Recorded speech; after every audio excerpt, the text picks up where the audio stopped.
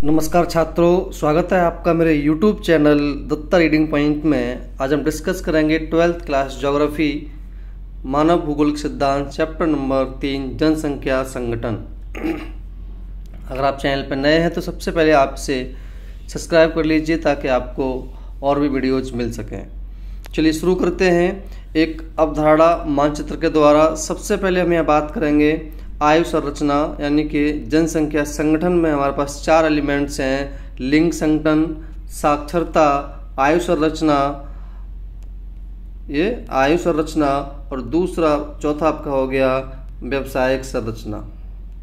सबसे पहले हम बात करेंगे आयु संरचना की, यानी हमारे पास 0 से 14 वर्ष का जो वर्ग है वो आश्रित वर्ग कहलाता है, डिपेंडेंस वर्ग कहलाता है कि अभी माँ बाप पर, मम्मी पर, पापा पर, भाई पर, बहन पर, ये सब क्या होता है, डिपेंड होते हैं। एक आपका होता है नंबर 2 15 से लेकर के 59 आयु वर्ग का कार्यशील जनसंख्या। ये जनसंख्या कार्यों में संलग्न होती है, चाहे वो किसी प्रकार का कार्य हो, प्राइमरी सेक्टर हो, सेकेंडरी हो, सर्विस सेक्टर हो। 60 से अधिक आय का वर्ग जो होता है वो वृद्ध जनसंख्या कहलाती है। ये भी क्या करती है, ये भी डिपेंड हो जाती है अपने बच्चों पर। आयु लिंग संरचना का विवरण जनसंख्या प्राइमेट से मिलता है। वहीं अब हम बात करेंगे यहाँ पर साक्षरता की।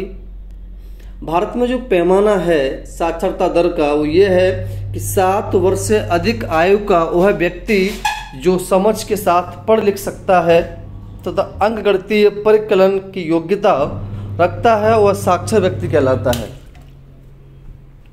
यानी कि 7 साल से अधिक आयु का वह व्यक्ति जो समझ के साथ पढ़ लिख सकता है, अंकगणितीय परिकलन की योग्यता कर सकता है, वह साक्षर कहलाता है। कह सकते हो अपने सिग्नेचर कर सकता है, अपने लिखे को पढ़ सकता है।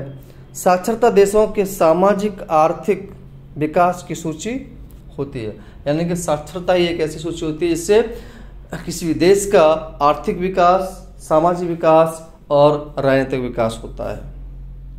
वहीं हम बात करते हैं लिंग संगठन की। जनसंख्या में स्त्रियों और पुरुषों के बीच के अनुपात को लिंग अनुपात कहा जाता है, यानी कि सेक्स रेशियो कहा जाता है कि कितने पुरुष हैं और कितने महिलाएं हैं। भारत में इस सूत्र का प्रयोग कर लिंग अनुपात ज्ञात किया जाता है, यानी कि हमारे पास पुरुषों के ऊपर कितनी महिलाएं हैं, यानी कि पुरुष अपॉन महिलाएं इंटू 1000, यानी कि कितने हमारे यहाँ पर 1000 पुरुषों पर कितने महिलाएं हैं। हमारे यहाँ का सेक्स रेशियो जो है वो 1000 पुरुषों पर निकाला जाता है। विश्व जनसंख्या का औसत लिंग अनुपात प्रति 100 स्त्रियों पर 102 पुरुष है विश्व का।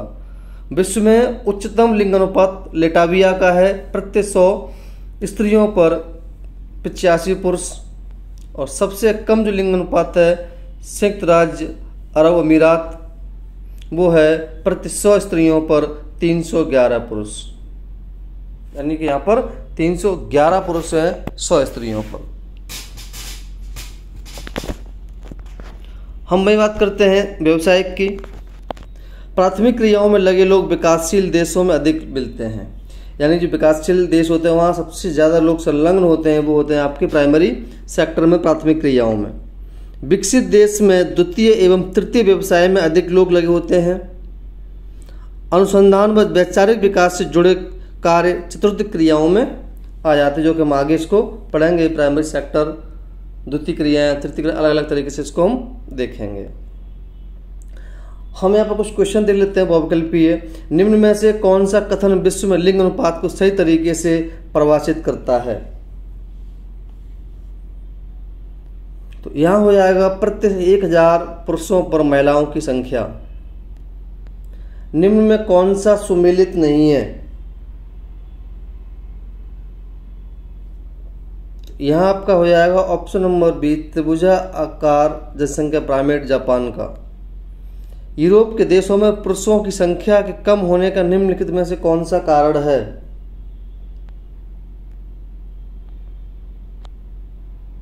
यह आंसर हो जाएगा आपका अत्यधिक पुरुष उत्प्रवासन। पुरुषों के प्रतिशत को आयु लिंग पिरामिड के किस भाग द्वारा दर्शाया जाता है? तो ये बायां भाग द्वारा। निम्न में से कौन सा कथन सही नहीं है?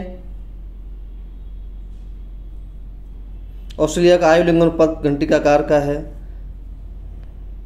तो यहाँ आंसर आपका हो जाएगा विश्व जनसंख्या का औसत लिंग अनुपात प्रति 100 स्त्रियों पर 102 पुरुष है।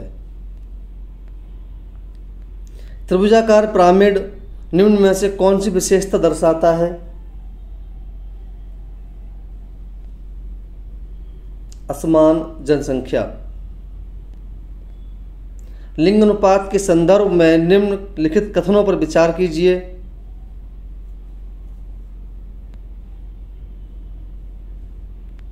तो यहाँ लिंग अनुपात में स्त्रियों का अनुपात अधिक होना यह बतलाता है कि उनका स्थिति तौर पर बेहतर है। केवल 2 सही आंसर हो जाएगा। यहाँ पे कौन सा हो जाएगा? केवल 2 आंसर सही हो जाएगा। मिलान कीजिए। घंटी के आकार का पिरामिड क्या दर्शाता है? जनसंख्या में स्त्रियों का लिंग अनुपात सेक्स रेशियो कहलाता है। उच्चतम लिंग अनुपात वाला द्वीप, असमान जनसंख्या वाला पिरामिड। तो यहाँ जो आपका जो आंसर हो जाएगा वो आपका हो जाएगा सेकंड नंबर आंसर। तो आप इसको एक करके लगा सकते हैं। निम्नलिखित में दिए कथनों ध्यानपूर्वक पढ़िए और उचित विकल्प का चयन कीजिए। भारत में साक्षरता दर 7 वर्ष आयु वाली जनसंख्या पर लिख सकता है जिसमें समझ के साथ अंकगणितीय विकल्प योग्यता हो। वहीं पश्चिमी देशों में ग्रामीण क्षेत्रों में स्त्रियों की अपेक्षा पुरुषों का संख्या अधिक है।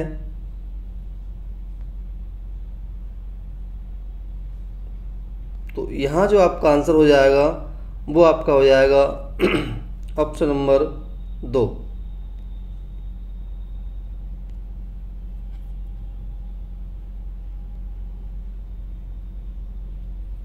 किस प्रकार का पिरामिड शून्य ऋणात्मक जनसंख्या वृद्धि को दर्शाता है? हासमान पिरामिड। अब कुछ क्वेश्चन कर लेते हैं। विश्व के विभिन्न भागों में आयु लिंग अनुपात में असंतुलन के लिए उत्तरदायी कारक कौन कौन से हैं? बताया था आपको। तो ये जो होते हैं जन्म दर और मृत्यु दर। विकासशील देशों में मृत्यु दर अधिक होने के कारण लिंग अनुपात में असंतुलन उत्पन्न हो जाता है। पुरुष जन्म स्त्री जन्म से अधिक है और समाज में स्त्रियों की गौण समझा जाता है, इसलिए यहाँ पर इसके प्रभाव पड़ता है। ये एक कारक होता है। दूसरा होता है आपका प्रवास। प्रवास के कारण भी लोग क्या करते हैं? गंतव्य स्थान गंतव्य दोनों में लिंग अनुपात प्रभावित होता है। रोजगार शिक्षा के कारण पुरुष प्रवास कर जाते हैं। ग्रामीण नगरीय जीवन, गांव के लोग रोजगार व सुविधाओं के कारण नगरों में जाकर बस जाते हैं, इससे नगरीय जीवन में लिंग अनुपात में अंतर आ जाता है। सामाजिक आर्थिक स्थिति रूढ़ परंपराएं, जिन देशों में स्त्रियों की सामाजिक आर्थिक स्थिति दयनीय है वहां भी स्त्रियों की संख्या प्रत्येक आयु वर्ग पुरुषों से कम होती है। तो ये भी कारण है। अगला क्वेश्चन है, प्रतिकूल लिंग अनुपात तथा अनुकूल लिंग अनुपात में अंतर स्पष्ट कीजिए। प्रतिकूल लिंग अनुपात, जिन देशों में पुरुषों की तुलना में स्त्रियों की संख्या कम होती है, यानी कि जहाँ महिलाएं कम होती हैं वहाँ स्त्रियों के लिए निश्चित रूप से प्रतिकूल परिस्थितियाँ होती हैं। स्त्री भ्रूण हत्या, स्त्री शिशु हत्या, स्त्रियों के प्रति अनादर, घरेलू हिंसा के कारण विश्व के 72 देश इसी श्रेणी में आते हैं। कभी कभी कुछ नंबर में आ जाता है। एग्जाम्पल, प्रतिकूल लिंग अनुपात वाला महाद्वीप एशिया है। सबसे ज्यादा प्रतिकूल स्थिति महिलाओं के लिए एशिया में है। अनुकूल लिंग अनुपात, जिन देशों में पुरुषों की तुलना में स्त्रियों की संख्या अधिक होती है वहाँ की स्त्रियां निश्चित रूप से अनुकूल स्थिति में पाई जाती हैं। स्त्री शिक्षा, रोजगार, उनके जीवन के विकास की अनुकूल दशाएं तथा सरकारी नीतियाँ स्त्रियों की अनुकूल स्थिति पैदा करती हैं। विश्व के 139 देश इसी श्रेणी में आते हैं। और अनुकूलन लिंग अनुपात वाला जो महाद्वीप है वो कौन सा है? यूरोप कंट्री है। यानी कि यूरोप कंट्रियाँ जो हैं तो यूरोप के अंदर जो महिलाओं की जो अनुकूल स्थिति पाई जाती है क्योंकि उनके रोजगार के बेहतर अवसर होते हैं, अच्छी दशाएं होती हैं। अगला क्वेश्चन है, शिक्षा व रोजगार के बढ़ते अवसरों ने किन प्रकार आयु व लिंग अनुपात को प्रभावित किया, स्पष्ट कीजिए। तो ये कुछ महत्वपूर्ण बातें हैं। शिक्षा व रोजगार के बढ़ते अवसरों के कारण पुरुष जनसंख्या अत्यधिक प्रवास करती है, जिस कारण आय और लिंग अनुपात में गंभीर बैलेंस पैदा हो जाता है, अनबैलेंस पैदा हो जाता है, असंतुलन पैदा हो जाता है। गंतव्य स्थानों पर पुरुष तथा 20 से 60 वर्ष की आयु के लोग अधिक हो जाते हैं। उत्पादक जनसंख्या, जबकि उद्गम क्षेत्रों में निवासी जनसंख्या उसकी संख्या बढ़ जाती है। पुरुषों में प्रवास की अधिकता, शिक्षा रोजगार के बढ़ते अवसरों का ही परिणाम है। जैसे संयुक्त अरब अमीरात में लिंग अनुपात 10 प्रवासी पुरुषों के ही कारण प्रतिकूल है, और इसी प्रकार प्रतिकूलता दिल्ली मुंबई जैसे शहरों में देखी जा सकती है। अगला क्वेश्चन है विश्व की जनसंख्या का औसत लिंग अनुपात कितना है? विश्व में लिंग अनुपात स्त्रियों के प्रतिकूल होने के 3 कारण कौन कौन से हैं? स्त्रियों के प्रतिकूल व अनुकूल लिंग अनुपात वाले अधिकार कृष्ण देश महाद्वीप कौन से हैं? तो पहला आपका आता है प्रतिकूल होने के निम्नलिखित कारण हैं, यानी कि विश्व की जनसंख्या औसत लिंग अनुपात 100 स्त्रियों पर 102 पुरुष। लिंग अनुपात स्त्रियों के प्रतिकूल होने के निम्न कारण है। पहला है स्त्री भ्रूण हत्या, पैदा होती मार दी जाती है महिलाएं। स्त्रियों के प्रति घरेलू हिंसा, सबसे ज्यादा हरासमेंट महिलाओं का होता है, दहेज को लेकर के, समाज को लेकर के, वो सांस्कृतिक कल्चर को लेकर के। स्त्रियों के सामाजिक आर्थिक स्तर का निम्न होना, और प्रतिकूल लिंग अनुपात वाला महाद्वीप जो है वो एशिया है, और अनुकूल लिंग अनुपात वाला जो देश है, जो कंट्री है, वो यूरोप है। यानी कि यूरोप महाद्वीप में सबसे अधिक अनुकूलन पाया जाता है महिलाओं को लेकर के, और एशिया महाद्वीप में प्रतिकूल पाया जाता है। जनसंख्या संगठन के अंतर्गत आने वाले 5 घटक कौन कौन से हैं? चलिए ये देख लेते हैं। पहला है आपका आयु संरचना।